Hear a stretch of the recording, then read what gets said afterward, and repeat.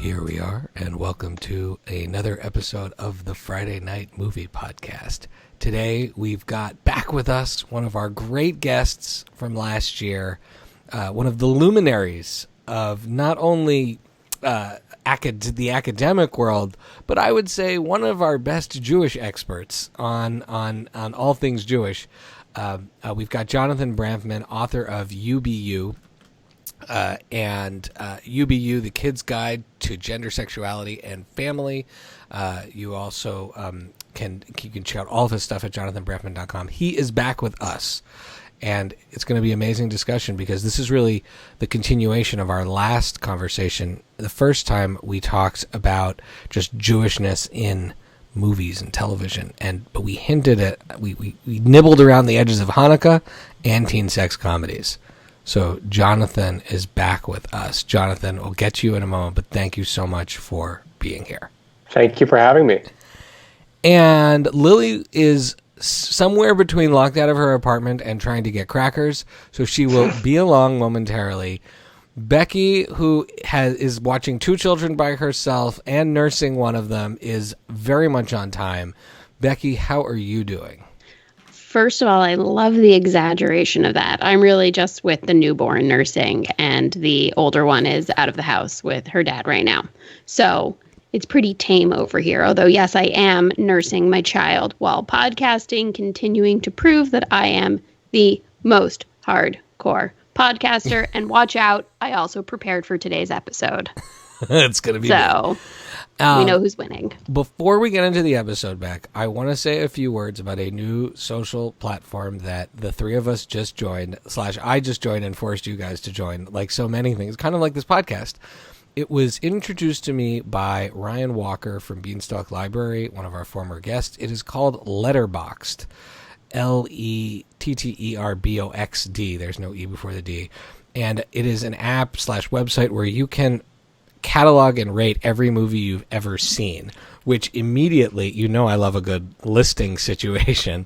And so I don't know if I've listed every single movie I've ever seen by which they are defined by this app, which I think is connected to IMDb maybe. I have seen, according to this, at least 2,211 films and have given star ratings to each one. And just to be clear, we are matching up the star ratings with the official Friday Night Movie system. So if we rated something 3.5 to 5 stars, that's a buy.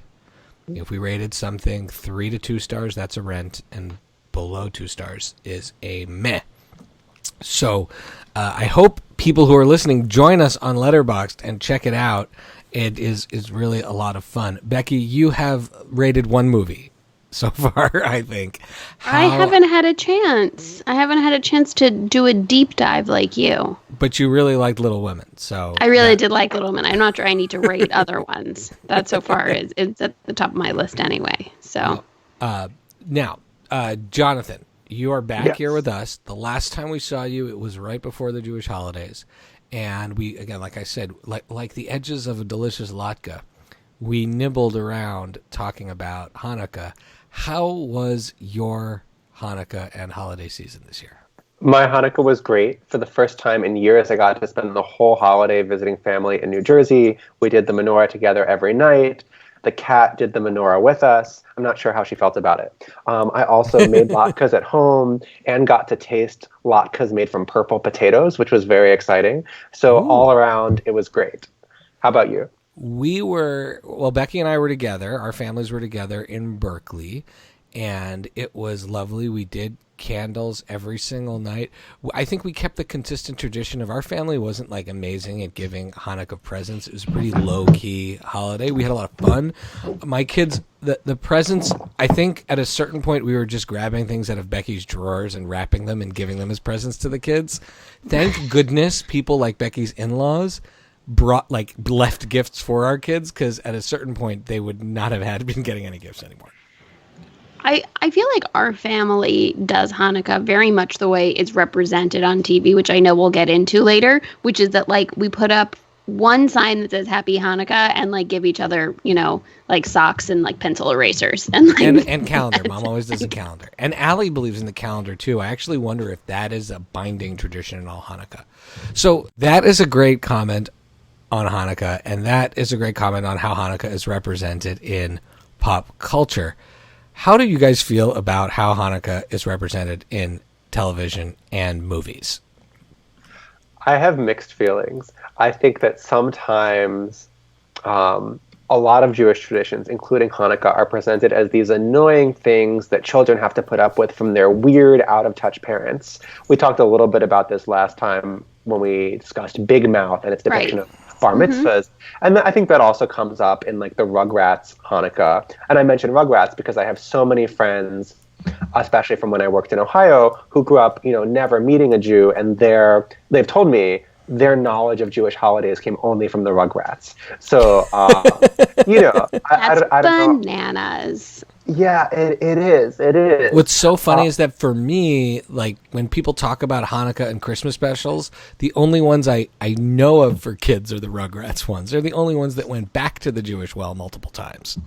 See, to me, a children's show that did really well with the Jewish holidays was Lamb Chop. And I grew up... Jewish holidays on that? Yeah. There is a Hanukkah and Passover episode, right? Yes. It's a DVD. It's like a double DVD set. Oh, before DVDs, I had the video cassette. And I haven't rewatched it recently, but compared to... say Big Mouth, I think it did a much deeper job of educating about these holidays in a positive way. Okay, the Lamb Chop Hanukkah and Passover. But I feel like that's a long time ago. I mean, Lamb Chop existed when my parents were kids. Perhaps maybe we need some updated versions. What do you think about... I saw this year...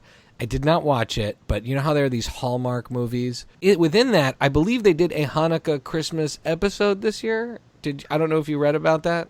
So I read about it. I haven't seen it. I read my friends' comments about them on Facebook and Twitter. And just to pick out one point that I thought was really interesting, a number of my friends commented that these Hanukkah Hallmark movies assumed that Jewish Americans don't know anything about Christmas in the same way that Christian Americans don't know anything about Jewish holidays. Right. And like, for people who are listening who don't understand why we're laughing, it's because any member of a minority has to understand the majority culture just to be able to function. It's the water you swim in. So the idea of like a relatively assimilated Jewish American not knowing what Christmas traditions are is really silly. That is really funny. Okay, well, I'm going to go... Lily is here. I just want to say hi, because I'm here and listening. Lily is here. I had to fly in all the way from the Canary Islands for this. From the cracker store. Yes. And so I'm so sorry for my tardiness, but I want to say that I wonder how many Jews worked on that Hallmark Hanukkah thing, first of all, compared to like Sherry Lewis from Lamb Chop, who's Jewish. So maybe she brought like some authenticity to that Lamb Chop program. I don't know about that. We'll see she's here. Jewish. I mean, no, I know, but I'm just saying. I'm just saying, and then in the Rugrats, I feel like they don't do that bad of a job. And I feel like somebody in that mix had to have been Jewish. So I just wonder how many Jews were in the writing room for that Hallmark Hanukkah movie. Who said, I bet Jews know nothing about Christmas. Let's educate them. I'm gonna Or that could have just been like a studio note. That might have not come from the writers, but that could have been, a studio note going, okay, guys, it's really important we make sure, You don't want to offend the Jews by making them like assuming that they know what Christmas is. Or no, like the Jews need to be tolerant too, and they need to respect Christmas. Is that? But I just want to tease out a quick point that Jonathan said about the holidays and being represented. And I just, I appreciate that Jonathan said, well, just for people who don't know, like Jews actually know a lot about Christmas because we live in this society that, we swim in the water that you're in. Is that the phrase you just used? I thought that was great. Yeah. Oh, thank you.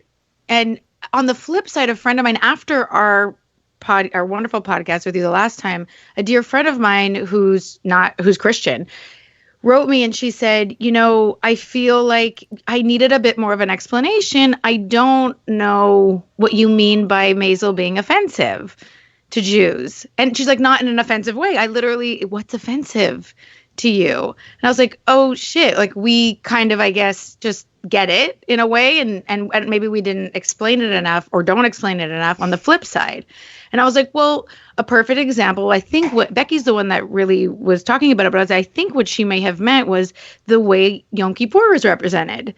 And the scene when, I was going to say Kevin Pollak is saying that he's going to go to work and then he'll go to shul. But like he had to go to work and like don't tell anybody, and like they're talking about working on Kippur, and I was like, it may have come off that like he cares so much about money and that's all he cares about, and like Jews, are not supposed to work on Yom Kippur, but he is. Or like the whole point of the holiday for the family is about getting the rabbi to be there, not about like it's just about status. It's an excuse to I try would say and if you tried to pull that in our house growing up, you would have. Right. But I said to her, I was like, look, when actually, it could have been offensive, obviously, in many ways then. And I said to her, but when actually for Jews, it's actually, especially if you own your own business, it's really hard to grapple between like all these people relying on you at work. You have one of the most important holidays. Sometimes you might have to like pop into work before going to shul. Like it's layered and it's sort of like an inside thing. And then all of a sudden it's exposed. And so it gets complicated for the viewer. And I just like the thing with the I don't know if you'll decide when we get into this, but with the Goldbergs and representing Hanukkah, like I wonder for other people, they think, wow, Jews are so cheap. They only give pencils for gifts. And I'm like, well, I'll say I this. just wonder how maybe it's one seen day, from the outside. Maybe one day we'll get Nina Weinman, who wrote Double Holiday, the movie where Rebecca endures working with her colleague and rival Chris to plan the office Christmas party in hopes of getting a promotion while spending so much time together. Will they take their eyes off the prize and see each other anew? And oh my god, I got chills when you read that. Like maybe we'll get a Hanukkah story that's like that. No, that is a Hanukkah. That is the Hanukkah. Like the cover of this movie is like two people back to back, and like one of them's back is like like they're divided, and half of the thing is Hanukkah, and the other half is Christmas. So I don't know. I don't know if your no Jews involved theory. I mean, I don't know what Nina Weinman's background is, but. No, I just, or maybe Becky's right. The studio is like, okay, whatever. We need to make it look like Jews, need to learn about Christmas or whatever. All right. It is. I'm going to do a quick buy, rent, meh to cap off our Hanukkah discussion. Buy, rent, meh, the Adam Sandler Hanukkah song. Ooh, which one? The first one. Let's go with the original. The original. I would buy it. Because, good. I got nervous for a second, Jonathan.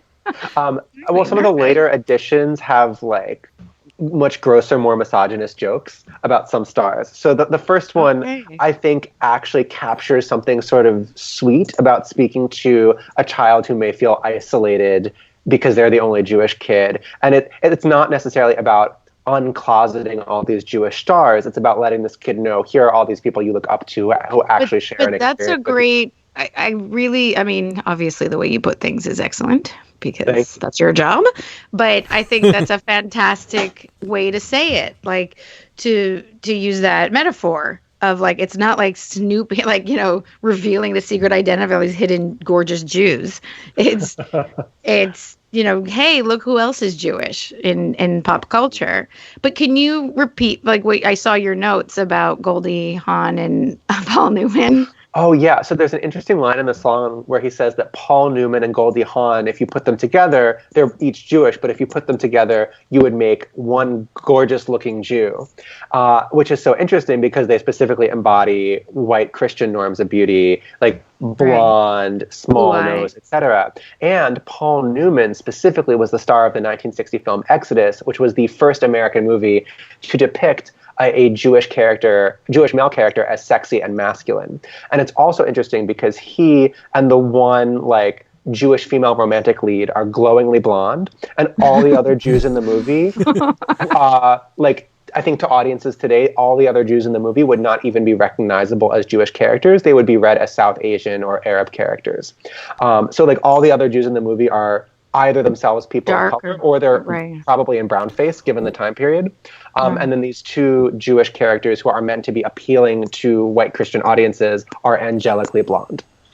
Well, actually, what I want to, the female lead, Katie or Kitty, I forget what her name is. She's Kitty. She's not Jewish in the book, and so I find it even more interesting that in order for them to be love interests, it's a Jewish man who doesn't. I think Jonathan's talking about Karen, who's super blonde. Karen is the other main character. Oh, okay. She's not the love interest, but she's the other main story. Yes, you're right. Of the Paul Newman character is not Jewish, right? And so then I wonder. But that's an excellent point. That's an excellent point, though. On that But Karen, the main Israeli female character, yes, is she is. blonde. Yeah, that's true. But she's not Paul Newman's love interest. Correct. No, she's a kid, Lily. Yeah, No, I just mean the casting. You're right. I always lose track of heterosexuality. I'm sorry.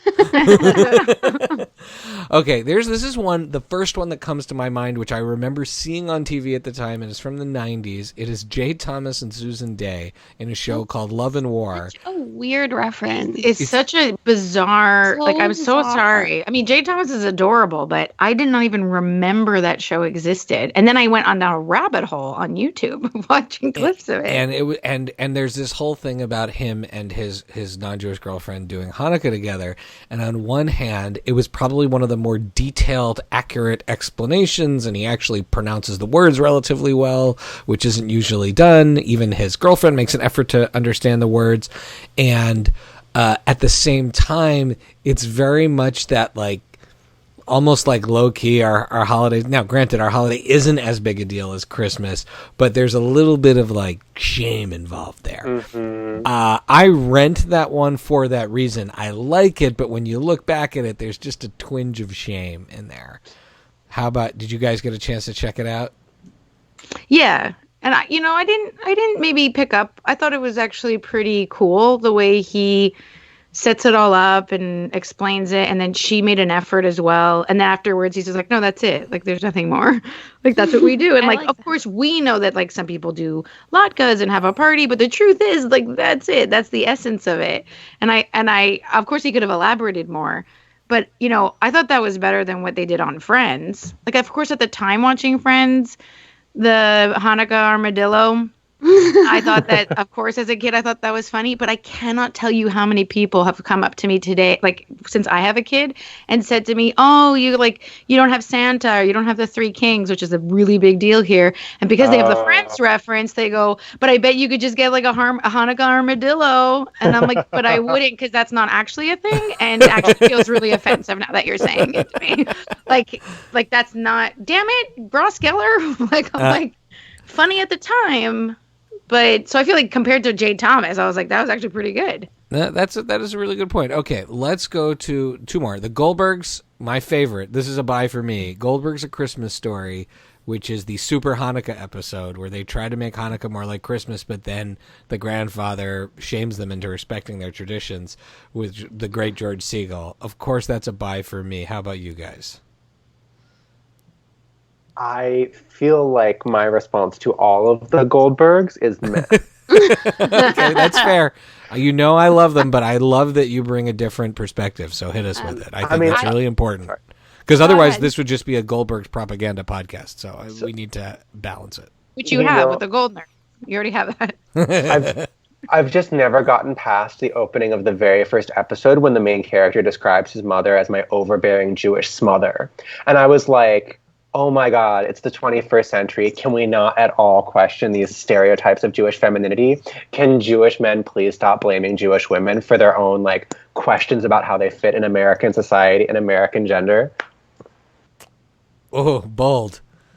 The problem, it's a really good point. It's true. It's a really good point. I think it comes from I think it plays into what non-Jews expect of us, and how they see us, much more even so than our own shtick in our own cultures and our own households. Mm-hmm. I think the fact that it comes from a real family, though, with a real kid who had that relationship with his mom, there's some weird truth in it, which I'm not sure if it makes it any better. Right.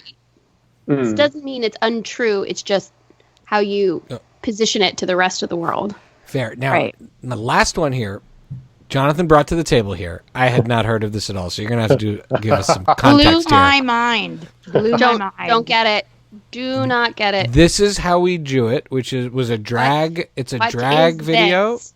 Yes, it's a drag video by Made Detox. me very By who? uncomfortable. I'm not going to lie. Detox. Who is Detox? A well-known drag queen who Is has Detox a Jewish? great music video. I He's don't Jewish. believe Yes, so. he Oh, is. okay. Is. Sorry, she is Jewish. Yes. Let's see. Detox. She is. bet. She definitely is. There's been 5 Jewish drag queens on RuPaul's Drag Race. Detox was in season 5 of RuPaul's Drag Race. Oh, so Detox has tweeted, "I'm not Jewish." Oh. Well, that's weird because I don't know. It just felt like there's a whole very thing about icky. Detox's Jewish background and her being on a list of like the 5 Jewish drag queens and about Judaism. That's really strange. That's true. Right. Well, here maybe she'll tweet us. Maybe, yeah. All right. We'll debate this. Either way, just looking at the context of the video, I both find it hilarious because I really do like when people play with the Jewish imagery. On the other hand, there is a certain amount of like well, I thought it was pretty funny. They called the jellyfish in a jar, which must have been gefilte fish. Yeah, that was really funny. That was very funny. I did laugh at that part. What is all this starch? I'm gluten free. So there was a little bit of self Vegan mockery, gluten-free, which I thought was very funny. And I think there's the.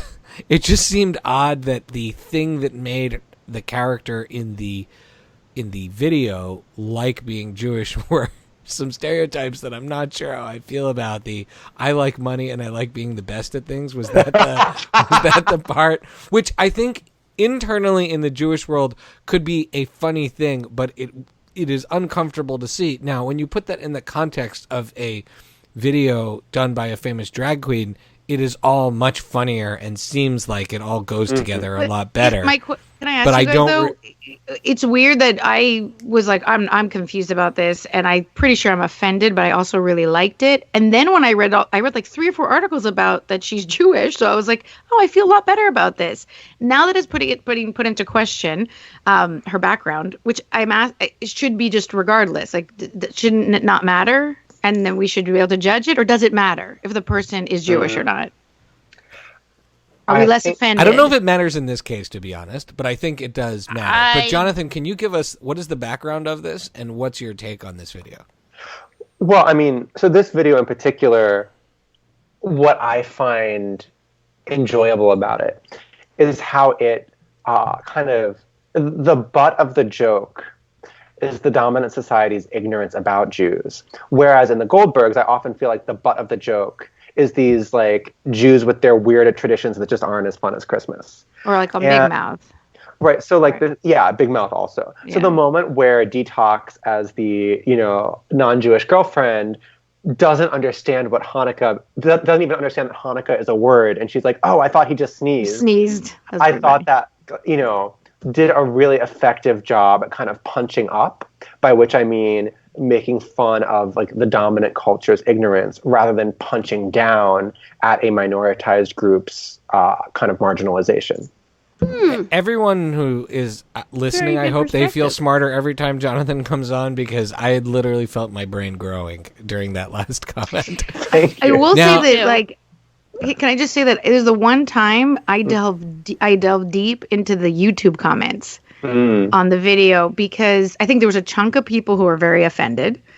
And then there's a whole chunk of people, Jews, who are writing in, and of Jews of many different types of backgrounds and sexual orientations and genders, and the lightheartedness of like, this is hilarious. Come on, like, how fun is this? And it's actually really hilarious or whatever. Don't take things so seriously. And that really made me enjoy it more too, of being like, this is quite original.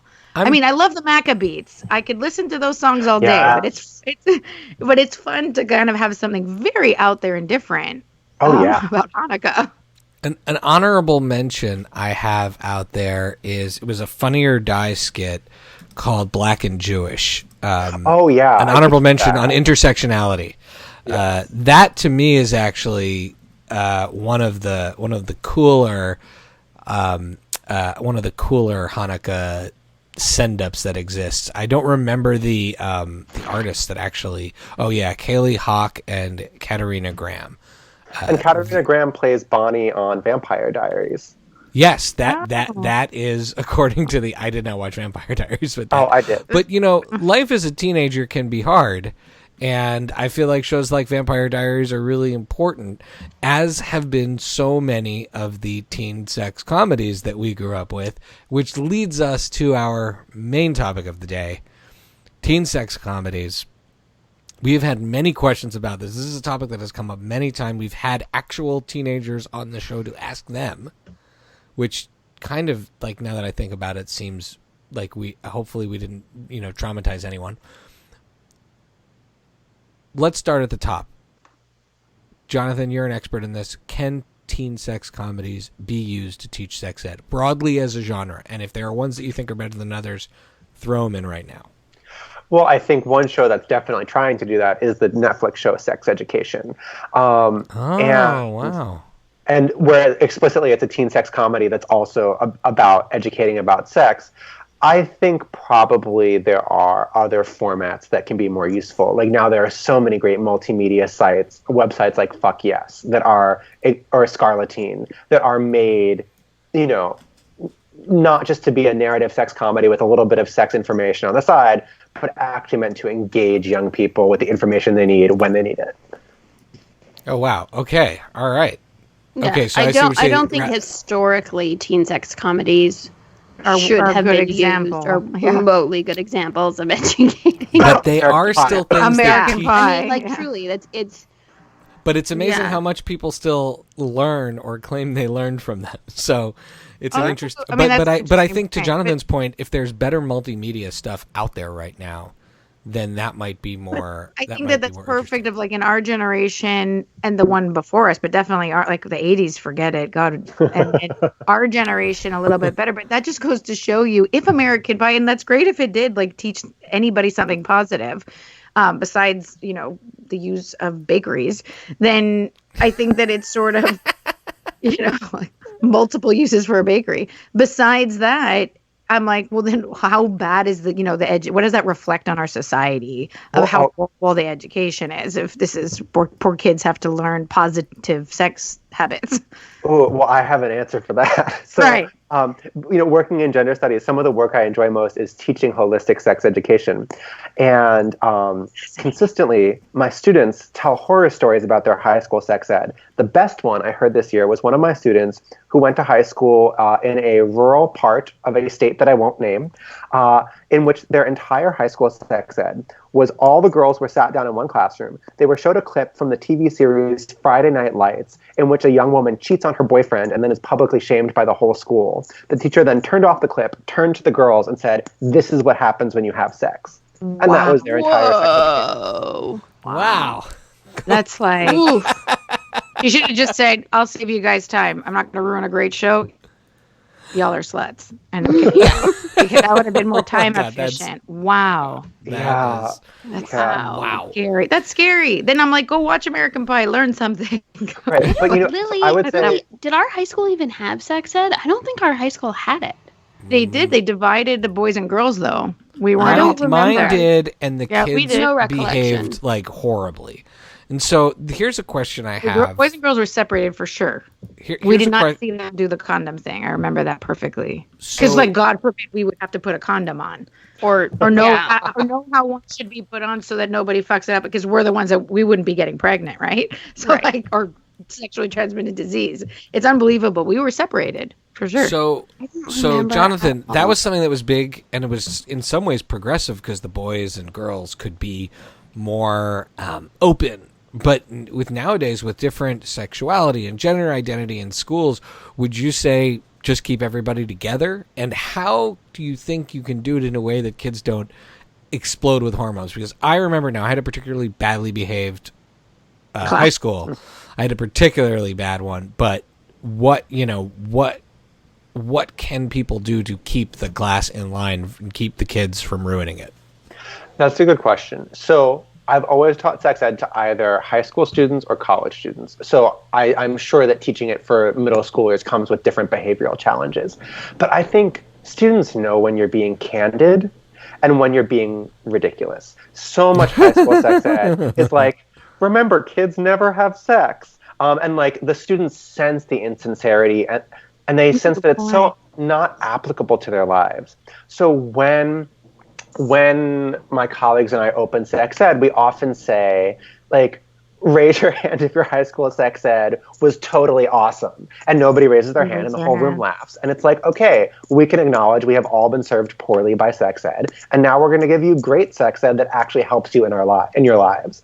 And when students have that buy-in, that this information is going to be honest, is going to help them stay safe and have a great time, they are much more committed to helping the lesson go well. I mean, it can always be worse. My husband says when he was in high school, the teachers would be like, if you guys masturbate, you'll go blind. So don't masturbate, okay? End of story. Right, but also don't have sex. And also we're not going to tell you how condoms work. So, like, what a great recipe. I think, like, you're coming from a point of sincerity seems like a better position. So we talked about different era, or we're touching on different eras when we were kids versus, I would say, when we were teenagers, right? Because I think there is still a huge difference between Revenge of the Nerds and before that Animal House, which are like downright destructive in the way they celebrate sexuality. In fact, the Goldbergs has a very funny episode where he will win you over, Jonathan. Both in their 16 Candles and in their Revenge of the Nerds episode, where they're revisiting the movies that have some very questionable, particularly in the case of Revenge of the Nerds, sexual things. The rape scene, yes. Well, that scene isn't referenced at all. It's the scene with the panty raid and there's date rape in 16 Candles. And the kids, instead of doing a panty raid, because they're like, this just seems wrong, they do a pantry raid, and they just steal their sister's snacks because they can't. They think, like, wow, going through a bunch of people's underwear seems like a real violation, and so they don't do it. And then now we've talked recently about Booksmart blockers, ones where my sisters have rightly identified, often it's the kids who are the more mature ones and the parents are the ridiculous ones, and all of the more ridiculous. I wanted to ask Jonathan's opinion about blockers. So let's just go through how have they changed. What do you guys all see as some of the major changes, biggest threads that have changed over time? Less date rape as a positive framing. Well, like the kids are modeling good behavior, right? I mean, like, more so now. More so now. That's what I mean. Than the movies of our teenage years and before that. The kids are now. It's you can sort of. I can sort of imagine the conversations with the studio of whoever's producing it going, yeah, that scene doesn't model good behavior in teens. That's not the messaging we want out there. Well, I sort of think there's like more accountability for the people who are making the films. And let's look at a movie like 16 Candles, where essentially drugging someone and having sex with them is a punchline, right? Yeah. With Anthony Michael Hall's character. Because they think that you're somebody else. Right, and that's the same thing. And then, I mean, it's the same thing in Revenge of the Nerds too. I mean, he essentially, the main character essentially has non-consensual sex with one of the other characters. She doesn't know it's him. Then, if you bump forward to American Pie, here's the twist that I thought about. In American Pie, it's what's her name from How I Met Your Mother, the band camp girl who sexually assaults Jason Biggs' sexually incapable character, and it's Stifler's mother who romances, or I don't know if she gets wooed by. Oh, it's like the women are the more aggressive ones. The women are sort of the more aggressive one, and that's the comedy there. Is that like the men are kind of incompetent and the women are the aggressors. Allison Hannigan, that's it. My perception of American Pie is that there's a weird pivot in the last quarter of the movie from the boys' perspective to the women's perspective. So for most of the movie, it's all about these gross teenage boys who are desperate to have sex before they graduate, and in some cases doing really atrocious things, like Jim doing a webcam of Nadia and broadcasting it, and she's somehow like totally fine with this. And I think now in the era of Me Too, like nobody could possibly mistake that for being okay. And especially with social media now. Like what that right, right. Then it was just like one internet chat sent to school. Like and then it never would exist again. Now that's like serious forever. Cyberbullying. Yeah, this is cyber behavior and but then in the last quarter of the movie, it pivots. So it's like Alison Hannigan's character being really straightforward about what she wants. It's the older divorcee who gets to have the sex that she wants. And then when Oz and Heather, so Oz is the football player, right? Chris Klein, Chris Klein and Mina Savard, right? Yeah, they choose not to, right?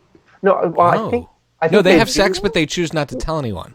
Right. And what's so interesting is how that scene is lit and make-upped so differently from the rest of the film. It's suddenly this kind of soft-core, romancy scene with like soft lighting and soft music. And so if the first 3/4 of the movie is like a teenage boy's weird, immature sex fantasy, that scene becomes almost like a romance novel women's sex fantasy. It's like, right, guys, you got something for everyone here. So that movie's kind of, and now we're in an era where I don't know what it's post, but what version of the postmodern era we're in right now. But where are we now with things like Big Mouth and the way Big Mouth is attacking sexuality, or Blockers, or the other one I mentioned, Booksmart. Yeah, now it seems. And Love Simon. I feel like Love Simon kind of. Love Simon was a little bit. Less I would sex say it's oriented. more romantic comedy, more rom-com than full-on teen sex comedy. But the kids in Love Simon are like super. Most of them are like pretty good, super mature, like likable characters. Right. So where does that? What do you guys think about that change? What do you think is driving that change? Simply society, or just this is the mood we're in, and it will swing back to? I think Becca's made a good point. I think that the studios, the people making these movies, are more accountable with Twitter, with social media. Like I don't know if they give a shit. Like whatever makes money, right? But I think that now they have to be more careful. And I wonder. This is a terrible question to ask, but I have to ask it. If they have to model more better behavior, and if we have to be more accountable, which in essence is better for our children, are the movies as good? I think Booksmart is fabulous. But that's okay. So I'm not a teenager anymore. So I'm watching it as an adult, and I love Booksmart, and I thought Blockers was really interesting, but I can't enjoy it like a teen.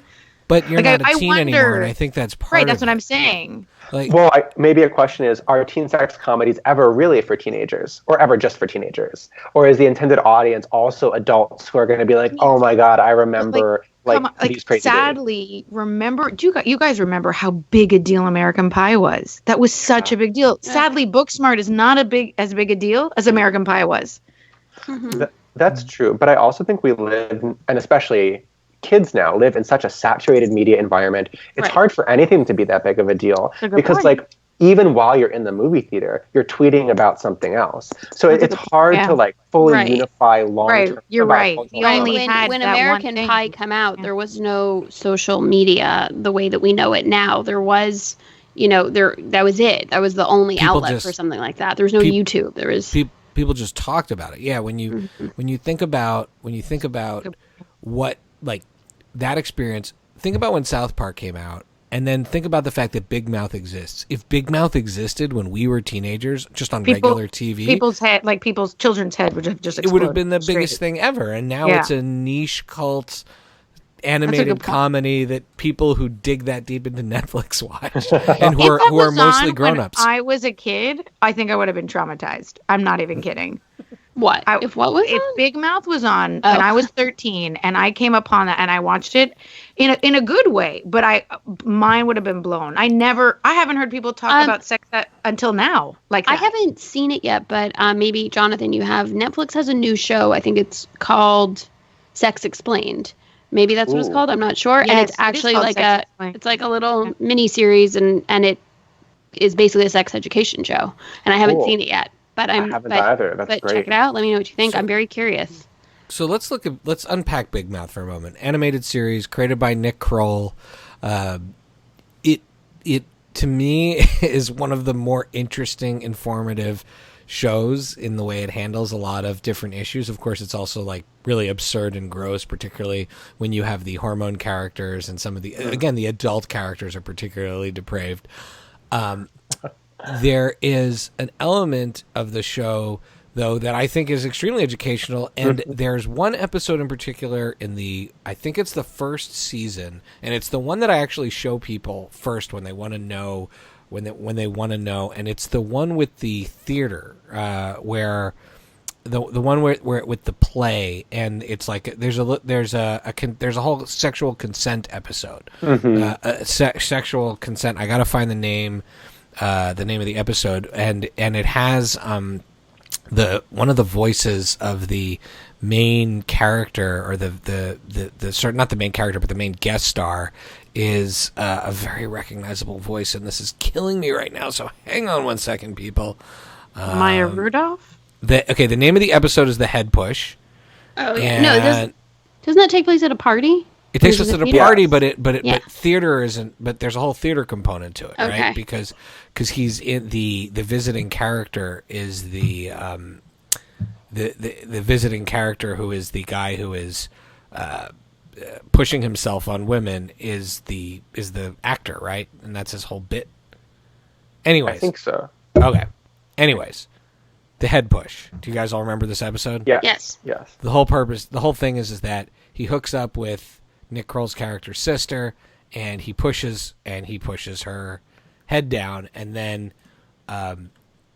he tries to essentially blame her for the behavior, and then he gets called out. Oh, it's Zach Woods who does the voice, the guy who plays Gabe on The Office. Or is it The Office? Or I don't know. He's in. Oh yeah. He was on Veep, He was on Veep in Silicon Valley. He's Jared from Silicon Valley, and right. That's who it is. He's very in the recognizable. new show Avenue 5. Yeah, as well. So, I think that episode has an extremely powerful message about consent and behavior at a party and bystander intervention. Nothing. I don't think I'd seen anything like that. I agree. In any kind of, maybe even in an after-school special, but not in a way that it was as Definitely not like as that. complex as the way it is shown in that scene. And to me, especially since my wife works in sexual assault prevention, and she has a deep belief that while she works in the higher education world, she believes a lot of this work needs to be done at the high school level. To me, that episode itself is something, when my kids are old enough, I want them to see. I agree. More than any other episodes of the show. I agree. And going back to, I think it was Lily's point about what is marketable now, what sells now, I think one effect of social media, a positive effect, is the awareness that these socially accountable and diverse storylines do sell well. You know, there was a time when a show like Transparent about an older Jewish transgender woman would have been discounted as not marketable, or a show like Insecure by Issa Rae about the experience of a black woman in Los Angeles, or now shows like Nora from Queens starring Aquafina, who's wonderful. And so while a lot of those shows are more about gendered and racial experiences that have historically been excluded from television, there are also these more nuanced storylines, like about consent in Big Mouth, or the lesbian storyline in Booksmart, which is not sensationalized at all, but is really just a given. It's just a given, where the straight friend turns to her queer friend and says, like, you got to go make out with somebody, like, go for it, I support you. And I think that is not only because studios want to be altruistic, which they probably don't always, but it's more like, because of viral YouTube success of more indie productions like The Outs, which is a queer YouTube series, people are now aware that these storylines sell. That's really that I believe is true. It's that these storylines, money, So what do you guys think about? What do you guys think about when an artist, I believe Olivia Wilde did this with Booksmart, tells people, go out and support my movie so you can support, female directors or female-driven stories. Do you think that is the right approach, or should the market literally just decide without that instruction? Ooh, so I certainly have Stuff. opinions on that. But that's an I would interesting say, question. so when people say let the market decide, there's this assumption that the market is neutral and free of gender, racial, sexual Right. bias, which of course is not true. So as an example of another indie film, you all may remember when Salma Hayek played Frida Kahlo in Frida. Yes. And Salma Hayek has written about working with Harvey Weinstein on that film and how he really pressured her for sexual favors in order to get the film made and in order to get it released in theaters where it would have good audiences, like Los Angeles. So that's an example of a woman having to navigate sexism just to get to the market in a way that men don't. Likewise, I know this might seem like a really different example, but in academia, men's publications are cited more often than women's, partially because men go ahead and cite their own publications in their own work, whereas women do that less. They don't have the natural inkling to do that. That's fascinating. Right. But so I feel similarly, like all my professors did that. but so people might say, well, if you're getting cited more often, it must be because you're better. Not necessarily. So to go back to Shai's point, I think that translates really well. That's a great example. Thank you. That it's not a real reflection. Right. So well, it would be like saying the Academy nominations right. reflect God. all the diverse. It's just it's a coincidence. Gosh, what is it? Stephen King that really put his foot in it. My God, what a dum-dum. When he goes, well, art is art. And people are like, yeah, sure it is. But if you're not even getting like in the room, then if it's just white dudes in the room, then that's the art that you're getting. Like there's a lot of other people who don't even get the opportunity. So I think that answers the market piece. The market isn't fair. If the market was fair, then we'd be having a different conversation. What about the artists giving that instruction? They don't necessarily have to be dependent on each other, meaning like the market on its own versus the artist. I on one hand, I went out of my way to see, Charlie's Angels in the theater. Allie and I dig the Charlie's Angels franchise, but also Elizabeth Banks, love her, wanted to support her. That being said, like I was a little bit turned off when she said her comments as well, only because I'm there to support her and I kind of know it, but I also don't want to feel like that's the reason why I'm doing it. I want to see it because your movie still has to be good, like Booksmart, like Olivia Wilde, cash the check, like that. She was telling me to go see that movie. Great movie, good job. Elizabeth Banks, sure, thank you for telling me to go see your movie, but the movie was I okay. liked that Charlie's Angels a lot. It was fun. Sure, but it didn't make a lot of money, and then she started saying all these excuses, and then that starts to get weird for people. Yeah. I do think something we're thinking about when a male director says, go see my movie, his maleness is an unspoken part of his authority in saying that. Even if he's not saying, see it because I'm a dude, there are a whole lot of people who wouldn't listen to him. I don't even think male directors say go see my movie. This is what I've like been Scorsese's thinking over is that they don't say... Right, like I don't recall many instances, at least recently, of male directors saying, go support my movie because I'm... Like, they don't have to. They have a whole system behind them that says, go see their movie. And I've seen male actors do it. Like, I've seen Will Smith do it. And now Will Smith is doing it with Bad Boys 2. And I saw an interesting interview with him where he said, okay, guys, like before I would say, go see my movie. And like the movie wasn't that good, but I still said it. Now I'm saying with Bad Boys 2, but I really mean it. And I was like, seriously, dude? He's like, it's so good. We wouldn't have put it out if it didn't, make a difference and blah, blah, blah. He's had a bunch of stinkers lately. Well, he commented on that. He said he was asked on one of the talk shows, like, why did you decide to make it? He goes, because I wanted to make a movie that people wanted to see finally.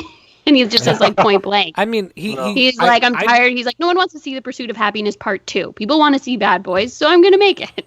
I thought that was really funny. I've heard from the Take Two podcast guys. Tony saw it and thought it was a lot of fun, and I've been like down on it because I didn't really like Bad Boys 2, and I barely liked Bad Boys 1, so I am not that interested in it. But I do like Will Smith's point that he's making a. But yeah, he's making a point of making something people want to see.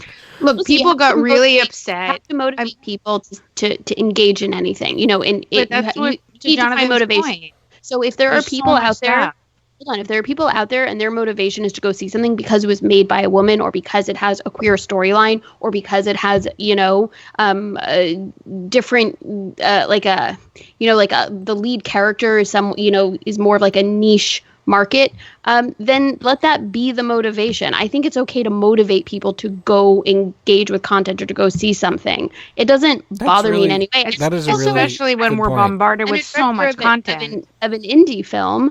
It's important to rally your base, like rally your people, right? A lot of these films start with like that grassroots support of a certain director. Which I find interesting now. I feel like now it's more common to see that. Whereas a few years ago, I don't know if you guys remember this, Zach Braff made a movie on GoFundMe and got tons of shit for asking people for money to make his movie. And people were like, don't ask us to make your movie. Go get a studio to make a movie. You're famous. You have money. And I thought that's an interesting... So, that's more complicated than just Olivia Wilde on Instagram being like, go watch my movie, support women. That's true. So there's a great book called Open TV by A.J. Christian, who's a film and TV professor at Northwestern, and he writes about the success of web comedy series like Insecure, for example, or The Outs. And he makes the point that these series have become possible through social media, and what they offer audiences is authenticity. That, if, for example, you are a Black woman viewer who has very rarely gotten to see positive three-dimensional representation, and then here comes Issa Rae with her awkward Black girl videos.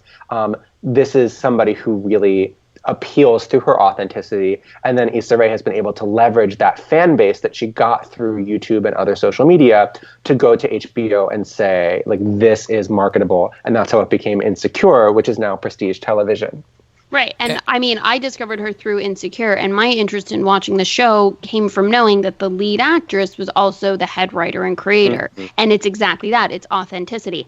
I am not a Black woman living in LA, but I am interested in authentic stories. Mm-hmm. And so I think that if I'm going to watch something where this person is starring, writing, creating it, I know there's a machine behind it. I worked on those shows. I get how they get transformed, but at least at the center of it is someone who is responsible for telling this story that is meant to be representative of her place and where she comes from and her thoughts and feelings. So I think making sure an audience knows who is the creator behind it is very important. Our default is that it's all made by men, so we don't have to say it's made by men. So let us know when it's not made by a straight white man. I think that's right on, and I think your point about authenticity, and we've talked about this before. No, Becky, you're the one who taught me this. The more specific you make something, the more relatable it actually is. This notion that something is too niche and therefore the general white audience won't appreciate it doesn't bear out. It's actually when you make something more personal. Except those Hallmark movies. Well, great formula going there.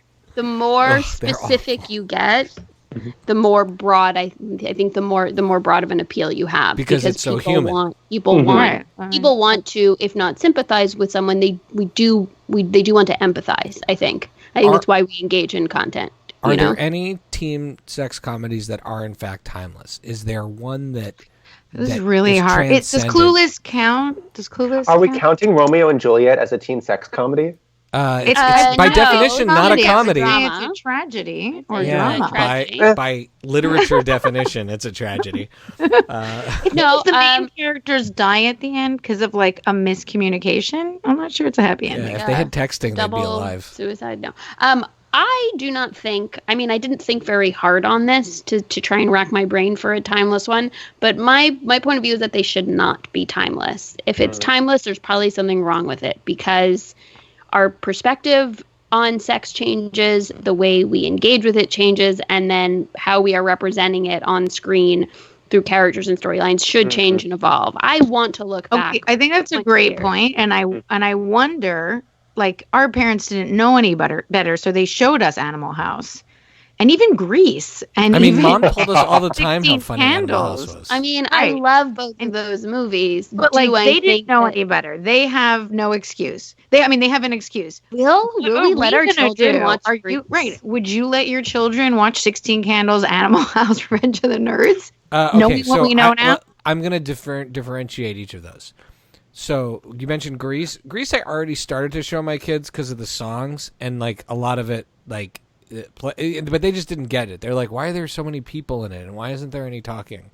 So they just weren't into it the first time I tried to show them Grease. I think I saw that when I was 4. I remember you telling me about Grease. Animal House, I think they can see when they're older, and you can say, look, contextually, you may not find this funny. But I would say like the connection to Animal House we have in our time is like Super Troopers and Super Troopers 2, not real teen sex comedies, meaning these like hard R-rated people behaving badly comedies. That's how I think I could view Animal House. But like as actual college, I'm like, I would never want my kids to think that is what college is like. Revenge of the Nerds, which is probably one of the ones I've seen the most, is very, definitely not very, showing that to my Just kids. a is very, horrible very movie. bad. It's very, very bad, and I don't think I could watch it with my kids. That can die out. You don't have to show that to your kids. I love that movie, but it is frozen in time. And what was the last one that you mentioned? Well, I said 16 Candles. Oh, 16 Candles to me is, of all of them, like the most miserable because I think it's like kind of a miserable story. It's like it's got. I mean, the only way to be happy is to have a boyfriend. I mean, that's pretty much it. I feel the same way about that as I do with Pretty in Pink. Like they're pretty miserable stories. It's that dark John Hughes view of it's the dark side of his more positive side of childhood. And I think that the ultimate message is where these movie leaves. She has no relationship with the guy that she ends up with at the end of that movie. She only has a brief interaction with him, I think, at the end, and they go out. But otherwise, there's no... That's 16 Candles. That's 16 Candles. And then in Pretty in Pink, like, what is the message that, like, that... Rich guys are better, I guess. That rich guys are... Rich guys No, I think at the end in Pretty in Pink, she is authentic to her. She stays true to herself. He does stand up for her. Blaine, his name is Blaine, that's a name you would never see in a movie stand now. up for herself, and he. I have to show the loves movie to her my for who she kids is. for so many reasons. Ducky, look what James Spader I don't- used Not to all the look like. racism in it. Oh. Pretty in in Pink 16 is Candles. racist. Oh, no, sorry. That's 16 I mean, I'm sure it's Pretty racist in Pink. at some Pretty in point, Pink might have some, but you're right. Anyways, Jonathan, would you like to weigh in? So, I mean, I think you're going to have to, like, cut and edit this part of my response because I have lost track of the question. Basically, No, I asked, would you show that these happens all the time. to this generation? Would Oh, you no, the show question any of was, these are movies? teen sex Are they comedies timeless? timeless? And then I upped the ante by saying, would you even... Becky said they shouldn't be timeless, and I said, would you... if they're not timeless, then would you show the ones from before to kids now? So I think for me, this fits into the broader question of what media I would show to my kids, including Disney movies. Like, do I want my kids to see Snow White? These movies are often touchstones of our culture. If you don't know them, you are missing out on conversations in the schoolyard. And at the same time, I think they contain harmful messages.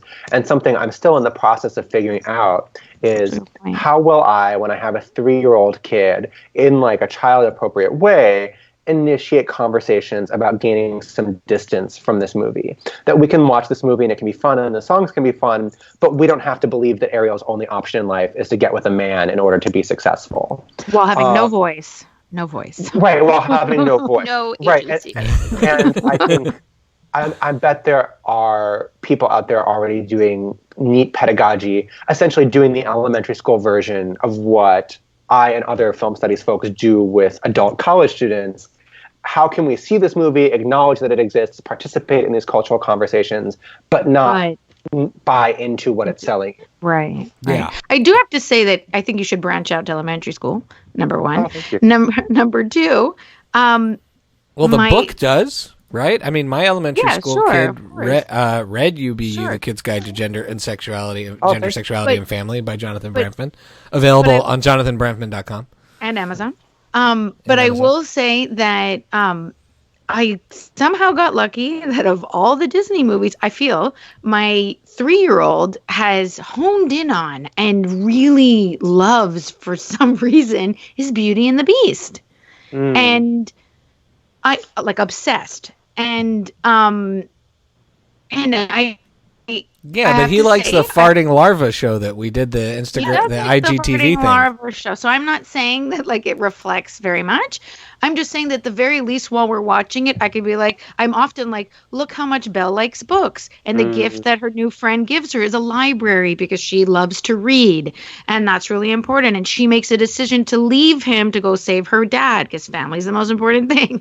So I'm like trying to talk him through it. And I'm like, and the beast in the end, like it matters what you look like inside, not what you look like outside. I think the cute guy is not nice. Like I was like, okay, well, that's not such a bad one at least. But again, you still have to keep constantly reframing it. Nobody did that. But I say as a parent who watches a ton of movies with my kids, we just spent the week marathoning Back to the Future 1, 2, and 3, and then restarted them. And I think no matter what, when you're watching something that is not explicitly a kid's show, although even a kid's show I recommend doing this, you should be watching with your kids and talking about it with them. All of these things require a certain amount of conversation and have an opportunity to talk about things. Look, The Lion King was the first time I engaged my kids about death. Remember the Titans and Blinded by the Light were two crucial movies for me talking about racism with my kids. And so I don't think people should be relying only on these things anyway. And even the things that are wrong, you should be able. I mean, look, we listened to Michael Jackson in the car the other day, and we made very clear what did you say? Who Michael Jackson was. We said because that's awkward. What did you say? I'm just curious. We told them that he was a great musician, but that he did some terrible, terrible things to people, including touching children without their permission and in very bad ways.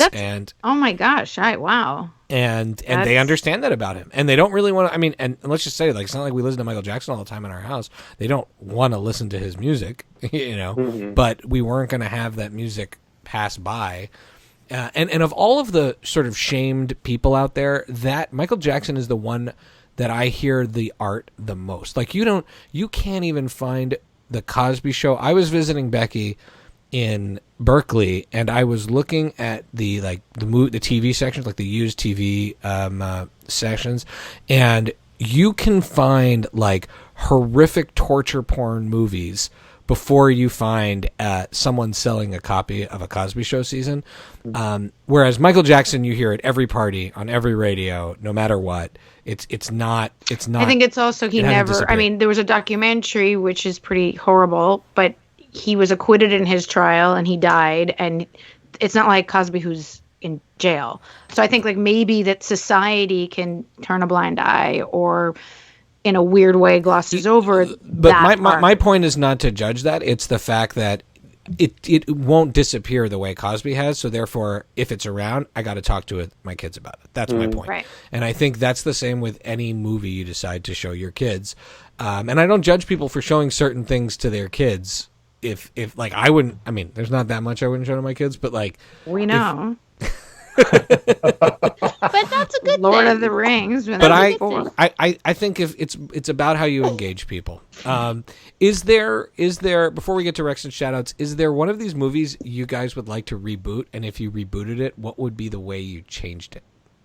This is a tough one because it's hard. I mean, I think there needs to be an American Pie in every generation, whether it's that's what I said. Like, I mean, but nobody would allow a movie like that now. It wouldn't happen. I mean, for its generation, I think what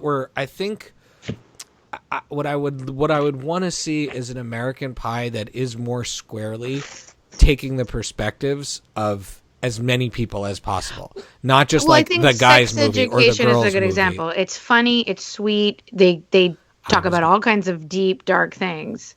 And I think like they could if they made a movie modeled off of that show for teenagers, it could maybe work. I would. Oh, sorry, I interrupted you. Go ahead. No, please. That was the least interruption in the history of this podcast. Don't worry. There's literal silence. I think something we haven't touched on that could come up in a reboot is that nearly all sex comedies are based in upper middle class, primarily white high schools. So although a movie like Booksmart branches out by placing us in women's perspectives and having a lesbian character, we're not seeing kids who are dealing with homelessness and, other real systematic challenges. Except that movie, Kids. Sorry, which movie?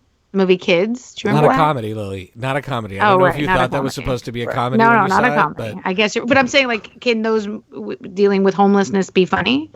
Well, so I suppose what you're bringing up is that movies that have touched on these structural difficulties, like Precious or Moonlight, are, really, really essentially presented as tragedies. Right. But I wonder if, in the same way that the show and now the upcoming movie In the Heights looks at a neighborhood that experiences all kinds of struggles, but still like focuses on the life and enjoyment and inner holistic lives of the characters. Right. I was thinking of In the Heights as well. Yeah. I'm excited to see that movie, and I wonder if there will one day be a teen comedy that is from the perspectives of like impoverished kids of color who are dealing with all kinds of structural problems and who are still like audiences still get to see beyond that flat interpretation of their lives. Because they're also all dealing with sex stuff like every other teenager. Right. Like, I mean, like misunderstandings in communications through text or like, which many people experience. Right. Yes. So I would be curious to see that movie. First sexual experience moments and parties and whatever it is. I mean, yes, I think it's nailed to the white high school upper middle class. It's pretty. Okay, cool. All right. Now, we've all been watching stuff in this season. We got a few minutes left. Recs and shout-outs.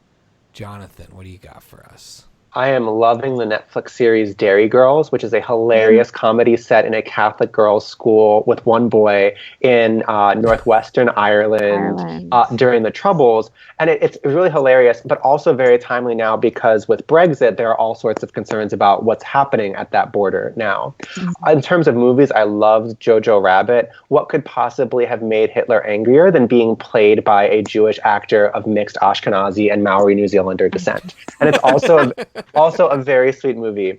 And then for a throwback, I have been rewatching Star Trek Deep Space Nine on Netflix. It does really interesting stuff with race, gender, and sexuality, although I am weirded out by the Ferengi, who are the aliens obsessed with profit, and I've realized all the actors who play them are Jewish. Really? Because I remember that guy who owned the either the casino or the bar or whatever. Well, it's combined. And they that was a cool Does he also show. own a schmata business as well? There's a tailor who's definitely coded gay, but so these Ferengi characters they have sacred quote rules of acquisition, and they're sort of like the 613 mitzvot. They recite like rule of acquisition number whatever, and then they go home and visit their mother on their homeworld, and she's like, "You could call your mother more often." Get out! All these weird Jewish tropes in the characters who are obsessed with greed and profit. So watch Deep Space Nine, and we'll tweet about it. But Deep Space Nine, I remember when it came out because I loved Next Generation, and Deep Space Nine to me I thought it was so cool. I loved it, but I really had no idea because I was a kid when it came out. I'm watching it and I'm like, why are they always in the same place? Because it was a space station. It took place in a space station every week. Where's the space? That's amazing. Lily, what are you watching? Well, I watched a documentary that if you're into surfing, it's a beautiful film. Becky recommended it.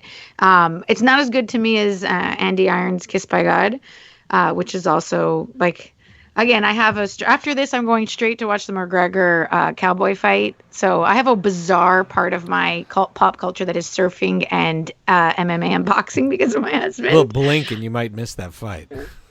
Well, don't say anything. I don't know anything about it. Oh, I thought you already knew. Okay. No, I don't know. I don't know anything about it. And so what I'm saying is that like I every once in a while have a random sports doc to recommend, and Becky actually recommended, her husband's into surfing as well.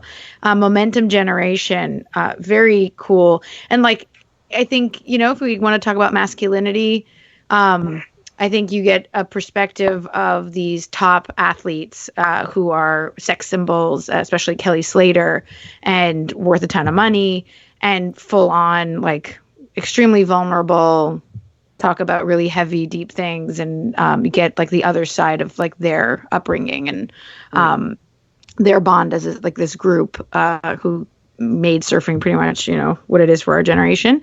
And Maisel, season 3. I don't know. Jonathan, you might have to. Lily, Becky talk about it. Lily texted me and said, I asked her it. if I should wait for Allie to watch it, and she was like, nah. there's It's not like, gonna, is it not going to change my opinion on the show? Because I'm totally definitely up not. for allowing that No. show to change my it'll opinion just on the show. maybe just you'll think it's a bit more boring. It's just a little less exciting.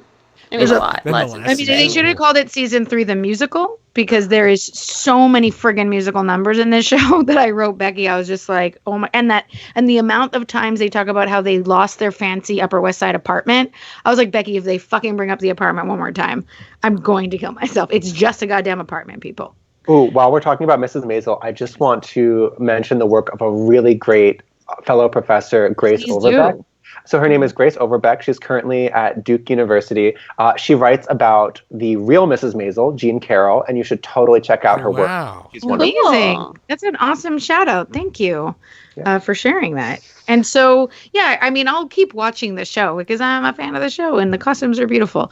And I do think Susie's fantastic. And obviously Jane Lynch and Maisel's okay. Susie but- spinoff. I'll watch Yeah, that. Like right. Better Call Saul, but But- Better Call But, Susie. like, there is a scene, I don't know, like there's a scene where the mom goes back to her family in like Texas or wherever she's from, and they have like this like board of directors for like her trust, like all these like Jewish guys in kippahs talking. I don't know, there was like a really, to me, I felt like a very strange scene where Jews are represented, and I was just like, not sure how I feel about that.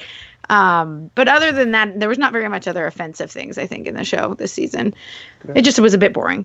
So that's and sense. Becky, what are you watching? So I feel like we're in a little bit of an episode of The Twilight Zone or Black Mirror here, because for a second week in a row, I have to give Lily an I Told You show.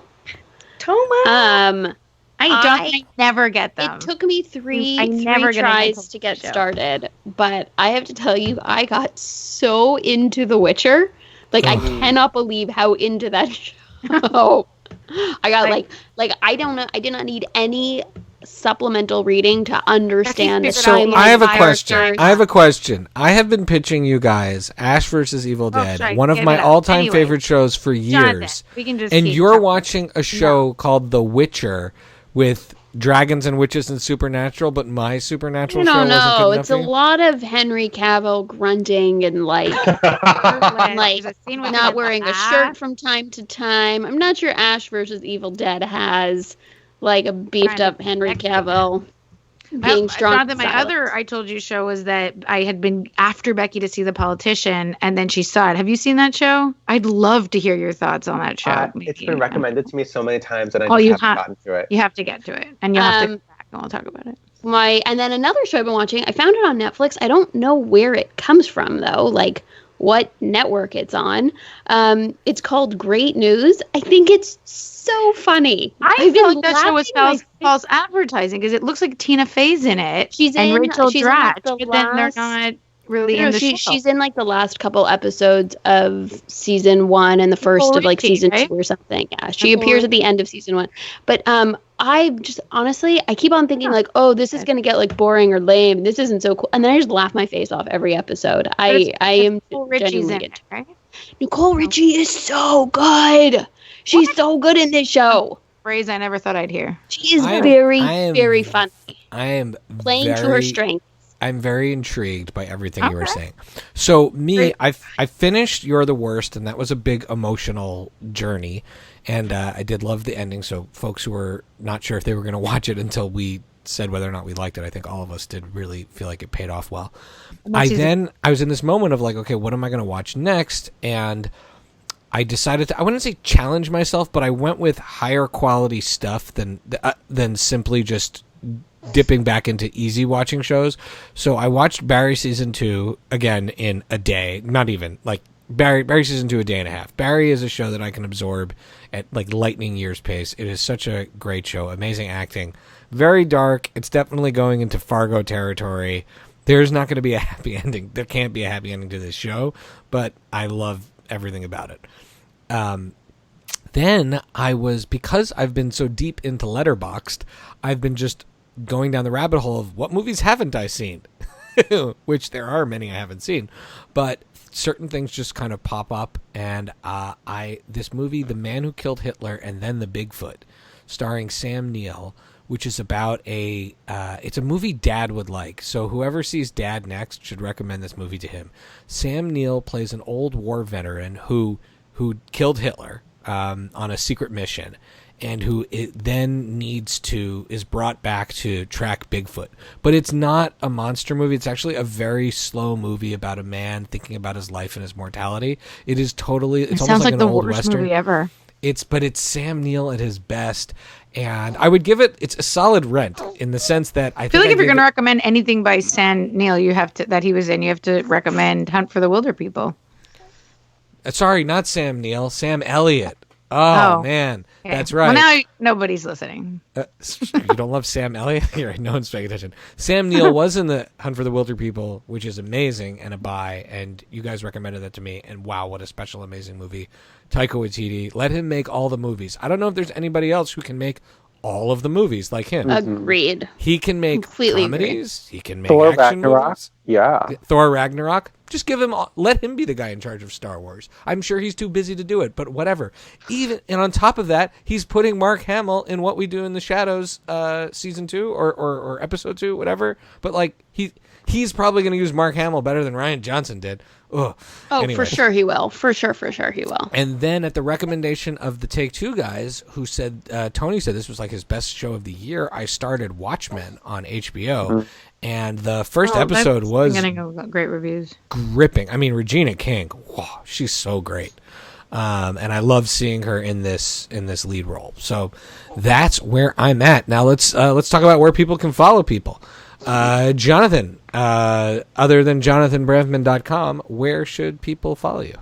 You can follow me on Twitter at John Branfman, JONBRANFMAN. And do you have anything coming up? Any like new books that is there a sequel to UBU coming out or anything like that? Yes, I have sent the publisher a manuscript for a children's book on race and anti-racism. So amazing! Very cool. Thank you. Can't wait to order that. Cannot wait. Becky, where can people follow you? You can follow me on Twitter and on Letterboxd at Paper BK Princess. You, my sister, get the prize for the most hardcore because you knew I wanted you to do that and mention Letterboxd, and you did, and that's amazing. I mean, not much to see on my account right now, but you can follow me. You can follow me on Letterboxd and read my thrilling one-sentence review of Mallrats and see my top movies at Chichi, CHICHIK Gomez. On Twitter and Letterboxd. And you can follow me at Pancake for Table on Twitter, Instagram, and Letterboxd, where I have rated 2,100 and something movies. And I did the math. Divided over 40 years, it's like a movie a week, which seems reasonable. Yeah, 40 years. That's including when I was a baby, Becky. Yeah, including from the day you were born. Which is probably when Mom and Dad started me watching movies. But there's also a lot that I forgot. I have not rated any movie that I'm not sure if I remember seeing, or that I haven't seen the whole thing. So I don't, or I didn't actively walk out. Which Destiny makes me worried that you've rated that many. And I've started doing lists, which is because I rated all the movies I remember. So now I'm like, what am I going to do now? I'm making lists. So I made a list of my God, my rankings of the Star Wars movies. Just to be movies. Clear, you have a job and 2 children, right? Oh, yeah. I just do this on the run. It helps me focus. And our theme song is by What Does It Eat? And it will kick in now. And you can follow all of our shenanigans at FridayNightMoviePod.com, at FryNightMovie on Twitter and Instagram. And thank you so much, Jonathan Branfman, for being here. Again. We love having you. We can't wait to have you back. And Lily and Becky, I love you, and it was great to see you. Bye. Love you, Jonathan. Great to see you all. Thank you. Bye.